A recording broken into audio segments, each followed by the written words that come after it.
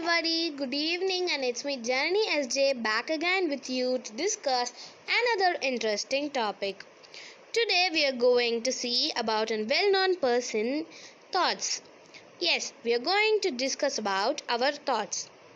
In self-introspection practice, analysis of thoughts is the first exercise. Do you all know what is a thought?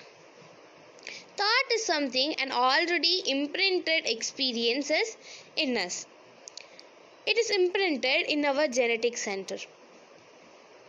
You all know thought is very valuable, but we don't really realize that and we don't give that importance to our thoughts. But the real truth is something everything has been done and is happening by thoughts and will happen by thoughts.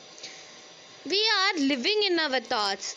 Today we are living in our thoughts which we have applied in our past, and today's thoughts will be applied in our future. So we have to be very conscious about our thoughts. So a first question will be like, when will a thought occur? The thought got imprinted at a particular mood. Then the thought will occur when the mind comes to the same mood again. This is how the thought comes and goes. These are imprinted in our genetic center. Thought is a conscious process. It don't occur when sleeping. It is only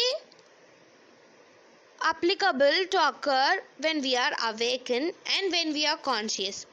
Only then we'll get thoughts. We get both good thoughts and evil thoughts. Good thoughts are imprints of our good actions, and these evil thoughts are the results of our bad deeds. Not only by us, it is also by our generation, ancestors, and etc. And it is very mandatory to know about the value of our thoughts, because only if we know and realize the value of a thought, we give such importance to the thoughts and treat the thoughts properly and have good thoughts, and everybody will be able to lead a successful life. So it is very mandatory to know the value of our thoughts. Better the thoughts, better the mind. Better the mind, better the status of the man. Hence, thoughts should be cleansed and make it better. Now you have to understand what I'm saying. I'm not saying you to control your thoughts. Just understand your thoughts. You have to realize, why is this thought coming? For what is this thought coming for us? What is the need for this thought?